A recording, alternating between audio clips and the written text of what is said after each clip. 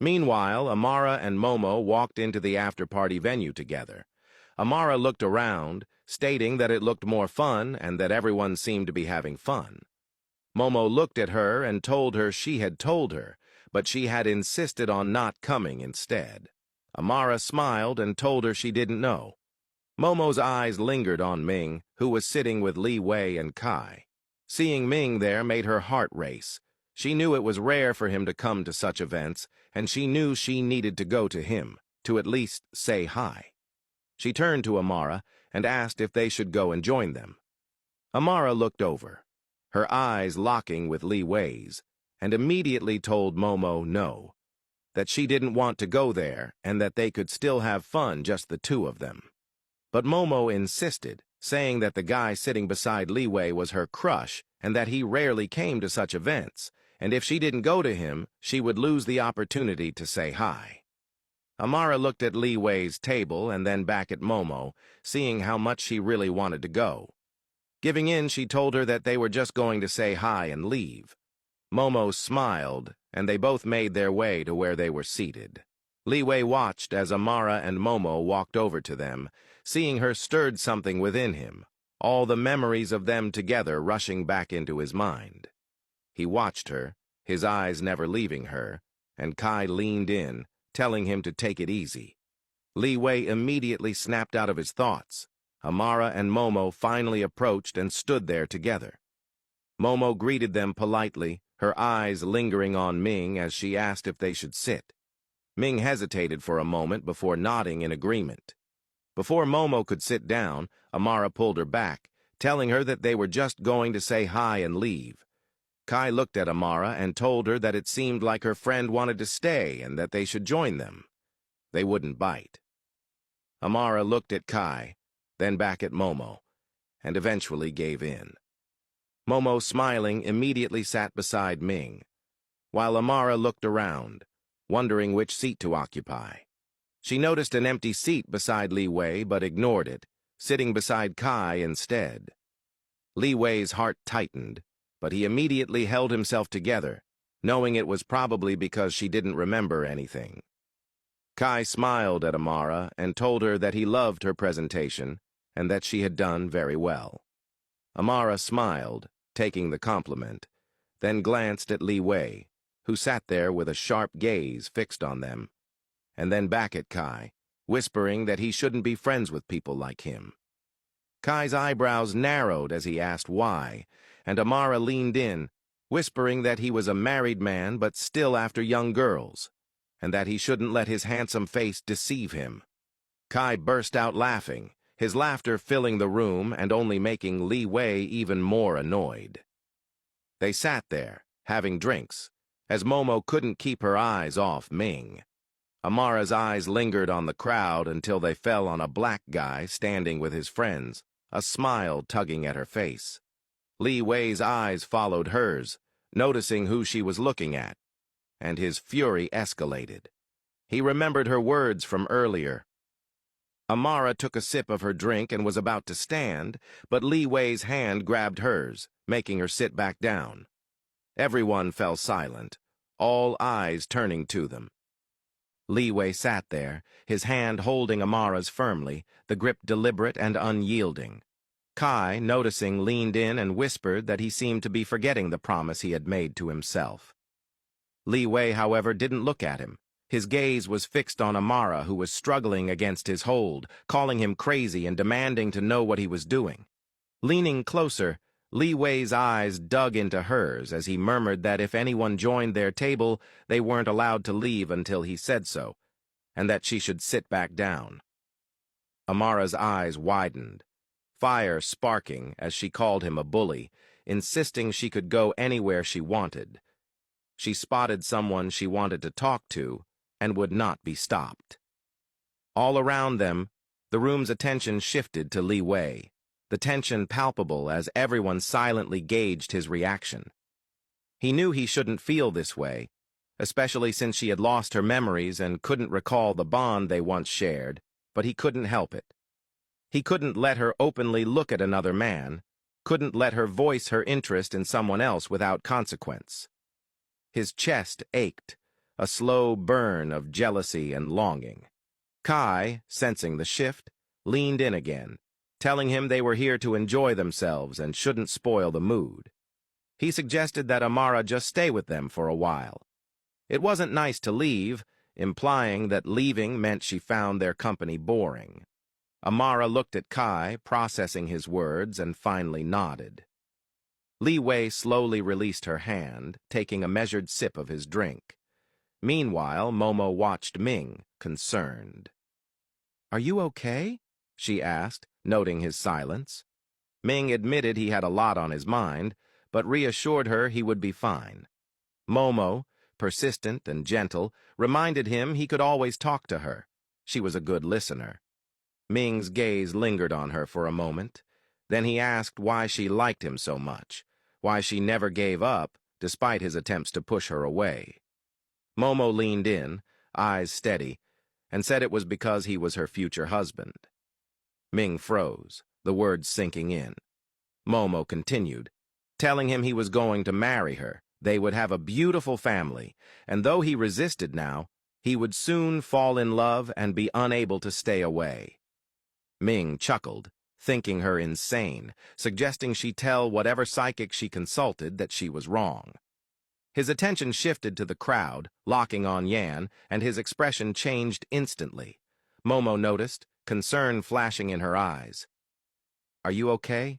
she asked softly.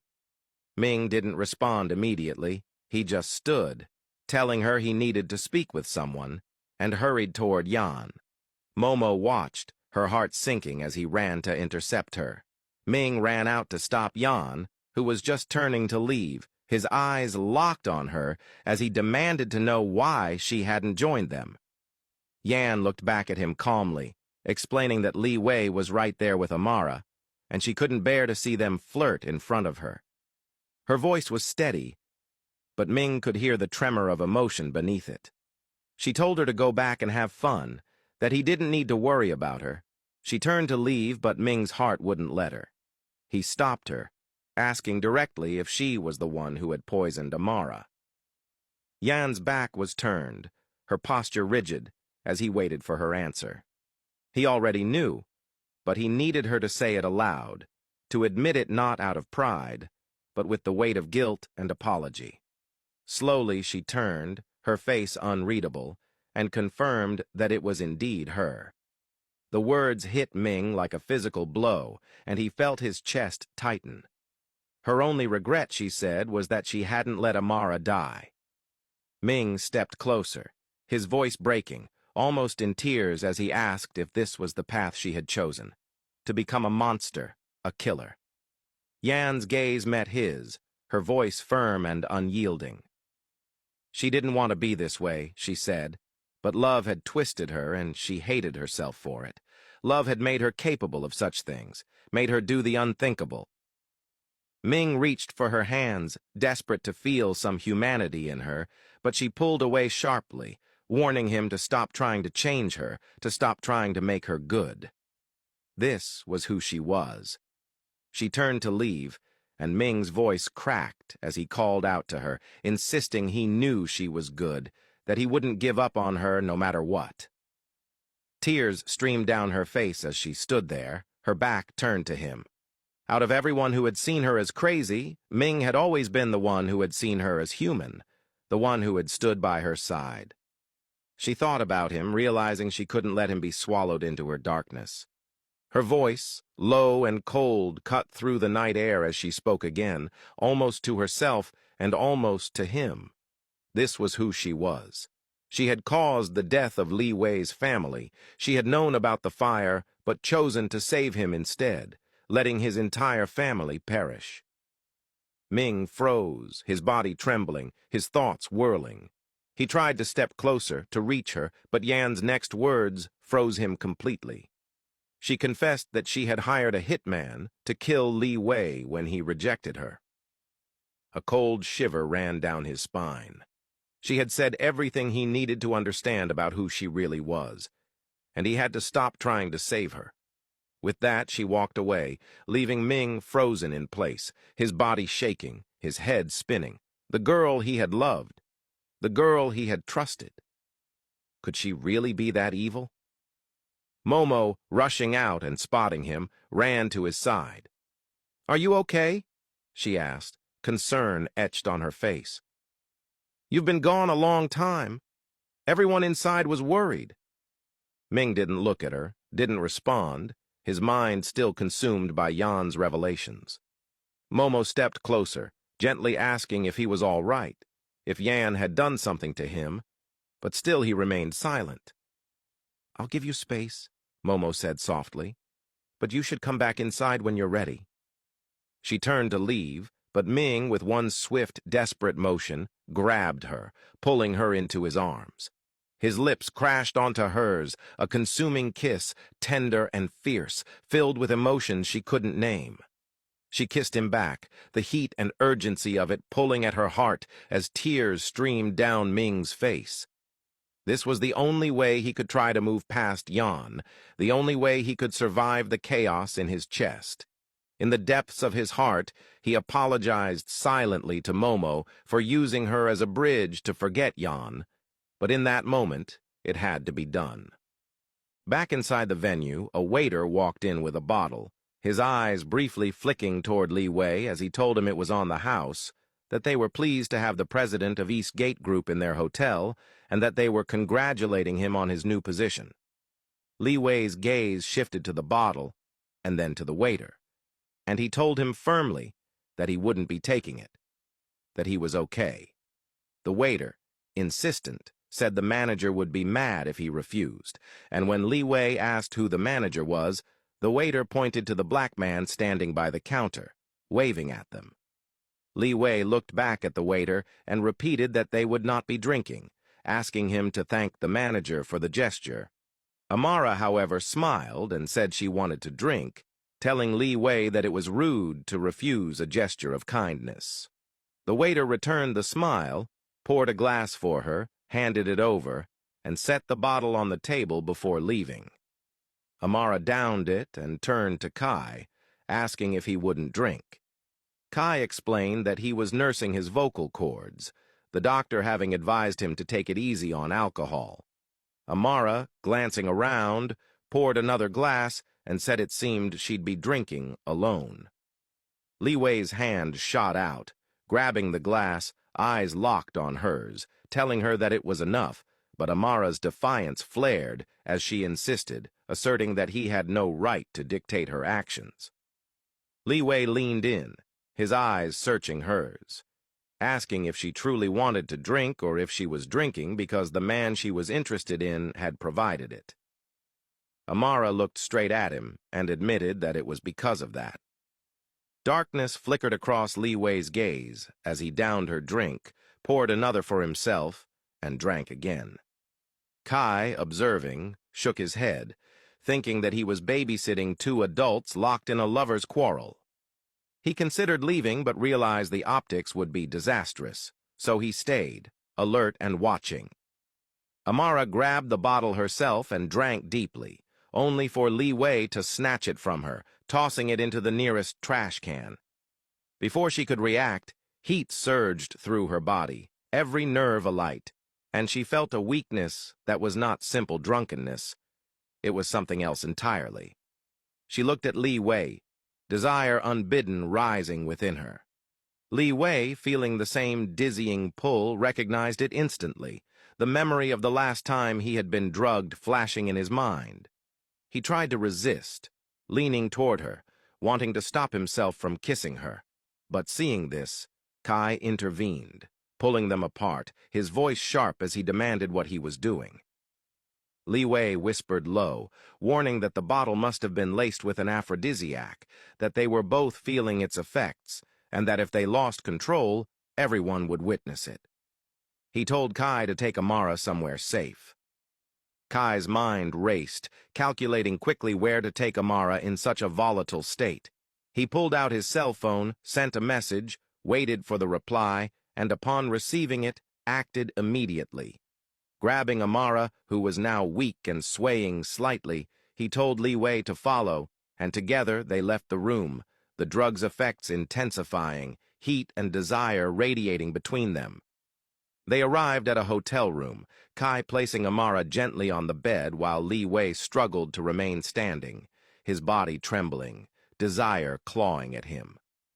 Liwei's voice was low, strained, as he asked Kai what he was doing, reminding him he had told him to take her somewhere safer, maybe home, insisting that this was dangerous.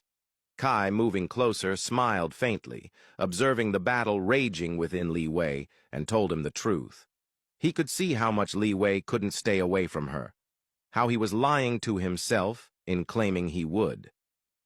Kai explained that if they could resist the drug's pull and not act on it by sleeping together, it would prove that Liwei genuinely wanted to stay away and protect her from afar. Liwei's vision blurred, his thoughts fragmented, trying to protest. But Kai's words left no room for argument. With a final nod, Kai left, locking the door behind him. The room was heavy with tension, every breath thick with longing. Liwei's body burned with desire, his eyes never leaving Amara, who lay on the bed, skin flushed and limbs trembling. The drug, insidious and merciless, fanned the fire between them, and the harder Liwei tried to resist, the more unbearable it became. He wanted her, needed her. He wanted to devour her right there, and every memory of passion they had ever shared surged through him. He told himself he could not, that he mustn't, that acting on this now would ruin everything he had carefully planned, that he would put her in danger if he succumbed. And yet, Amara rose, swaying slightly, but with purpose, her eyes burning as she moved toward him, the same fire in her reflected in her gaze. Their eyes locked, tension snapping taut like a wire ready to break. Liwei tried to step back, but her hands found him, tracing his body slowly, deliberately, daring him to resist. He stammered, whispered that they shouldn't do this. But she leaned closer, lips brushing his skin, calling him babe, telling him to feel her, to touch her. Desire crashed through him, memories flooding back, every intimate moment, every heartbeat, every whisper they had shared. He knew in that instant he could not hold back. He would have her. Every part of him wanted her. Every rational thought collapsed under the weight of longing. He thought about how he was ready to claim her right in that moment and how he would not stop. Not until she remembered who he was, not until she called his name with passion, and remembered she was his woman, until she recognized the bond that neither time nor drugs could erase. The room was alive with unspoken tension, every heartbeat, every shiver, every heated glance, a countdown to the inevitable, unstoppable pull that had brought them to this edge. He was ready to go against what he had promised himself and rip her clothes off and claim her entirely and bear the consequences after. Liwei stood there, fighting the urge to lose himself completely with her, desire coiling inside him like fire, his eyes locked on hers as he felt her moving closer, touching him, and he gripped her hands, his voice low and strained as he told her they couldn't do this, that they weren't themselves, but she didn't stop, pleading with him to kiss her, to touch her, her lips trembling as she whispered, her eyes begging him. And for a moment he wavered, missing her so much, missing the warmth of her hands, the softness of her lips, the way her body had always fit perfectly against his. But he knew it wasn't right, not while the drug coursed through them, twisting desire into a dangerous fire. With a surge of resolve, he lifted her in one swift motion, carrying her to the bathroom, the tiles cold beneath his feet, the sound of running water filling the room as he turned on the shower, letting the icy water cascade over them both, drenching them, shocking their senses, bringing clarity to the haze the drug had created. She shivered, curling into him, and he wrapped his arms around her, whispering that this was the only way they could regain control, to break free from the intoxicating pull. Her body trembling in his embrace as the cold water splashed over them, each droplet a sharp reminder of reality. She clung to him, calling him babe, murmuring that she was cold, and the sound of her voice ignited something deep in him, a flicker of recognition, a spark of memory he dared not name, and he wondered if she remembered, if the soft inflection of her words meant something more, meant she might still recall him. He cupped her face gently, his thumb brushing over her cheek, asking if she remembered, pleading for her to speak. But she buried her head against his chest, shivering from the cold, and he exhaled, disappointed yet resolute, wrapping her tighter and murmuring that soon the drug would wear off, and he would get her out, safe and warm. Finally, when he felt his own senses sharpen again, he realized she had passed out, limp in his arms. Carefully, he carried her back to the bedroom, changed her into a warm sleeping gown, and laid her gently on the bed. Sitting beside her, he placed a hand on her forehead, feeling the heat of fever, and quickly drenched a towel with warm water to calm it. His eyes never left her, guilt pressing on him for the state she had been reduced to, whispering silently that he was sorry, that this was the only way he could think of to neutralize the drug, that even though he had wanted to be with her, he couldn't. He wouldn't take advantage. He held her hand tightly, admitting to himself that he missed her unbearably, that staying away from her was a torment, and silently praying she would remember soon, willing to face any risk to have her by his side, vowing to protect her with everything he had. He touched her forehead again, feeling the fever recede, and stood, gently covering her with blankets, his gaze darkening, eyes sharp with the memory of how someone had poisoned their drinks, a surge of anger at his own carelessness. He grabbed his clothes from the dryer, dressed swiftly, and headed for the door, only to realize Kai had locked them inside. Frustration flared as he grabbed the hotel phone, requesting the door be unlocked. When it clicked open, he gave Amara one last look, promising silently that he would return. Determined to find the culprit, he stormed to the hotel bar, scanning for the manager. A waiter pointed him to the office. Without hesitation, he ran there, flinging the door open. The manager rose immediately, but Liwei slammed the door behind him, grabbing him by the neck, his piercing gaze drilling into the man, demanding to know who had colluded with him to drug his drink. The manager trembled under the intensity of his stare, sweat prickling his forehead as he realized the depth of Liwei's fury.